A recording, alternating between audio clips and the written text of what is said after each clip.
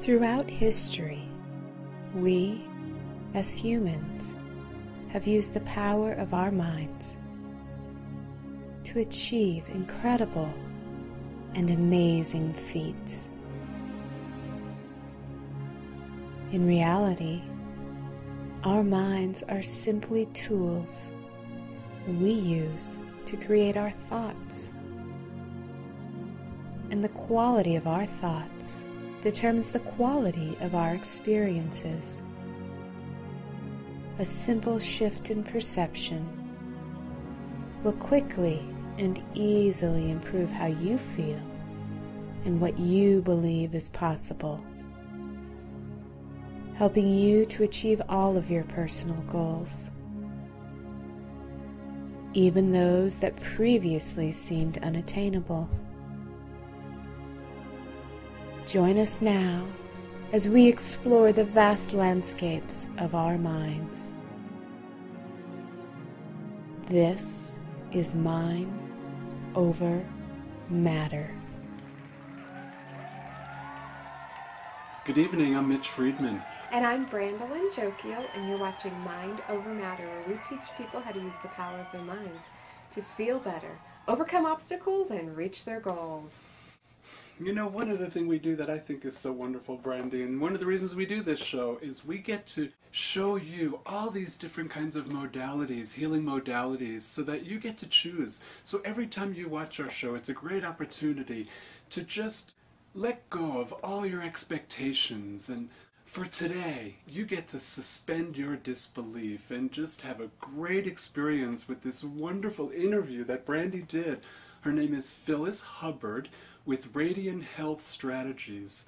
It's an amazing interview. It's pretty much the whole show today, isn't it? She's so brilliant. Enjoy.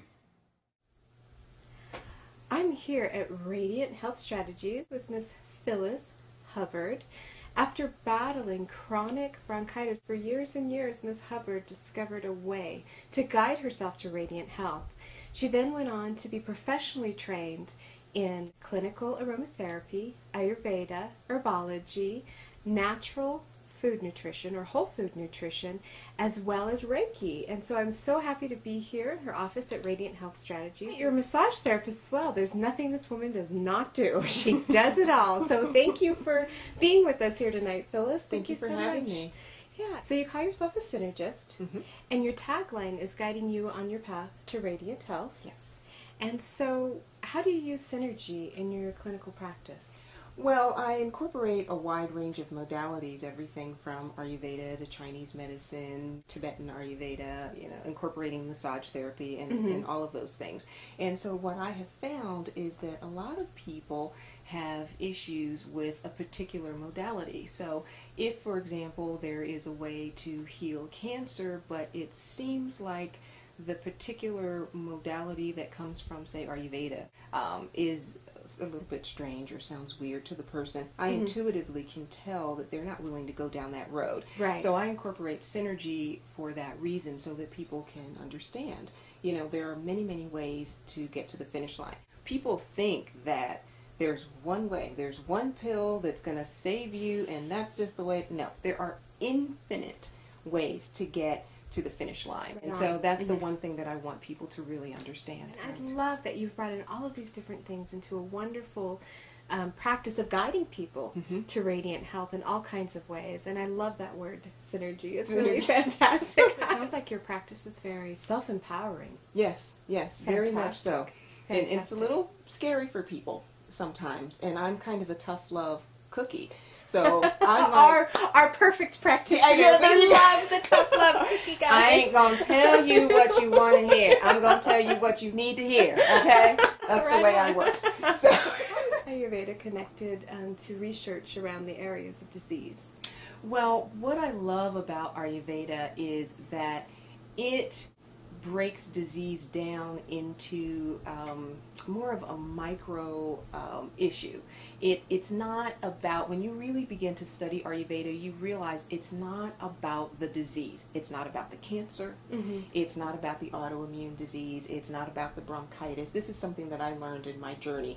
People want to grab on to arthritis and make it a part of their identity. Oh, yes. But all disease is formed the exact same way. Every single disease is. So it really doesn't matter what the specific disease is, and what Ayurveda teaches you is that when you begin to learn the stages of disease, it doesn't matter what disease you can learn how to reverse the course of disease. Oh, fantastic. And when you write the term disease, you always write it with a hyphen, so it's dis-ease. Exactly, because I want the point to be hammered home that all disease is lack of ease in the body. If it is a heart attack, it is lack of ease that has chosen to manifest itself in the heart. If it is any other function, if it's arthritis, it has chosen to manifest itself in the bones and in the joints. It's lack of ease in the body. If you can wrap your mind around that concept and let go of the word arthritis and start treating it as lack of ease in the body, we can take that away, and then the arthritis and the cancer and the whatever can disappear. I know that on some of the literature that you publish and all the different talks that you do, you talk about the 6 stages of disease. Yes. What are those 6 stages of disease? Well, would you like to get a little education? Let's talk about the 6. I have a little visual. Oh, yay. So there are 6 stages of disease. The 6 stages are accumulation, aggravation, flooding, and then there's displacement, manifestation, and then the final stage is flowering. So we'll talk about them briefly one by one. Okay. So accumulation is the first stage of disease, and the reason why I have this picture here is because accumulation is that point. If you want to visualize a river, I always like to talk about a river.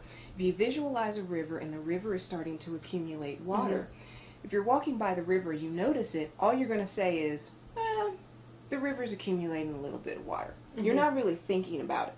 But the way I want you to shift your thinking is to see that accumulation as a stage of disease. That's your body saying, guess what? We're entering stage 1. I want you to do something about it now. I've had people say to me, oh, there's nothing wrong with me. I have had constipation for 30 years and I'm doing just fine.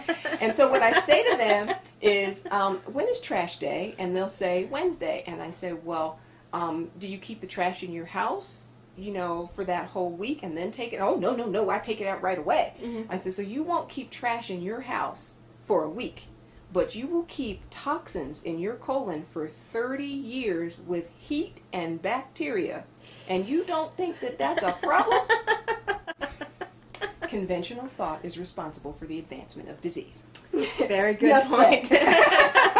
Point taken. Point taken. I'm like, hello, constipation is a huge problem. Then when they develop colitis or diverticulitis, they wonder why. Well, 30 years of constipation will get you there. Okay? So the stage 1, the danger with stage 1 is that you don't really think it's a problem.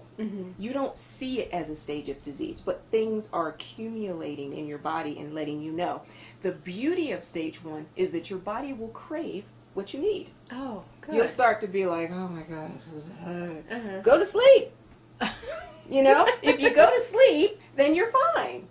So when you feel something in your body and you're in stage 1, all you have to do is do whatever that thing is, and then that stage can get reversed right on the spot.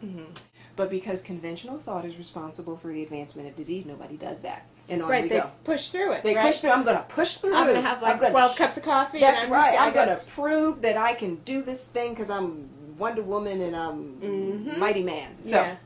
So on to stage 2 we go. So now what's happening is our river is starting to get some velocity. And there's more water. And the plants, if you think about the plants around the river, now the water has risen to the point where the plants are starting to be aggravated by that. Okay? And so this picture is, you can see it's coming up there and it's starting to aggravate things. So a great example of stage 2 is acid reflux. Acid reflux is your body going, get it out of there. I don't have time to deal with this. I'm really, really aggravated. There's a lot of different examples: nausea, heartburn. This is when you start to get a cold or congestion. And at this point, you are looking for over-the-counter stuff, and you're going to keep going.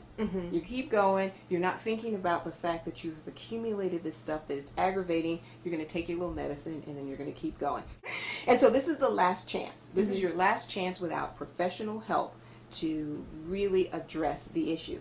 But since we don't ever do that, on we go to good old stage 3. Oh, this is starting to sound a little serious. So stage 3, we've envisioned this river has gotten so much velocity, and there's so much volume of water that now it's starting to flood over to the sides, right? And so if it's flooding over the sides, and this is why people say to me, well, I don't understand. First I had this problem, with the headache, and then, I was constipated, and then I had this problem in my back. And they see them all as different things. It's not different. When you envision something flooding out, what happens?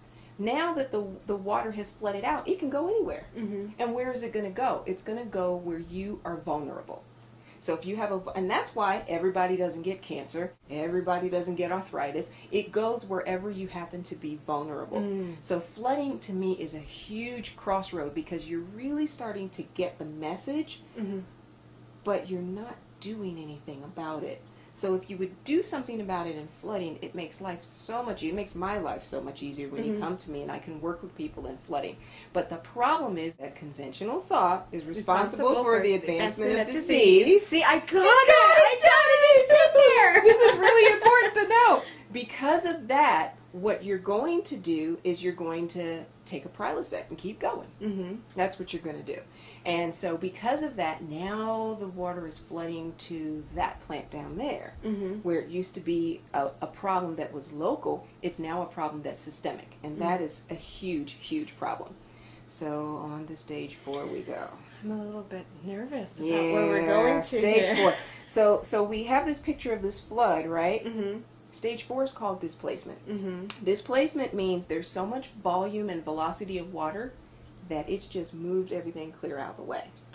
Displacement is like this little house that's just floating down the river now. Displacement is huge. You are now in danger of developing full-blown disease. And I like to use a different visual aid for displacement. Okay. So here's a picture of the colon, right? Doesn't that look like what everybody thinks a colon looks like? I think so. Yeah, that's a typical picture of a typical colon, right? Okay. So most people that come to me say, oh yeah, that's a colon. And I say, well, unfortunately, that's probably not your colon. Slap kick. Wake up time. Okay, I don't really say it exactly like that, but here's the deal. This is a colon that has not been through displacement, okay? Most people have colons that look, you ready? Okay. All right. Most people have colons that look a little more like Oh, that. my goodness. So you can imagine if this person is constipated, the putrefied fecal matter has got to find its way all the way through all this distortion, and the colon is doing this and distorting itself so that it can help the body. And so the body is a brilliant combination of backup systems. That's the best way to describe it. Now, if every time you eat you create this emergency situation, all of these things that have no power, viruses have no power. They're not even technically considered alive. Any biologist will tell you that. Bacteria have no nuclei. They have no power. Germs have no power. The conventional thought will make you think you got to take this to fight the germ. They're scavengers. If there's nothing for them to eat, they're dead or they're gone. Okay? So if you make your body a Hawaiian retreat for, germs and bacteria, they'll stay. But if you make your body the LA freeway at 5 o'clock, the germs are like, I'm out of here. Right. So this is really important to understand. So getting back to here, I asked a colon therapist about this recently, and I said, see these different distortions? How young can this show up in a person? And he said that as a colon therapist, he has seen this distortion show up in children as young as 6 years old. Oh my goodness. Yeah. So when I say displacement, I know I'm using this analogy of this river overflowing. I literally mean that your body will contort itself in any way it can to try and keep you alive. Your body's number one prime directive is keep you alive. Right. It's not thinking that if it robs your bones today, you're going to get osteopenia or osteoporosis. Right. It's thinking if it doesn't do the acid-alkaline balance today, you're going to die. Right. So that's what that's about. That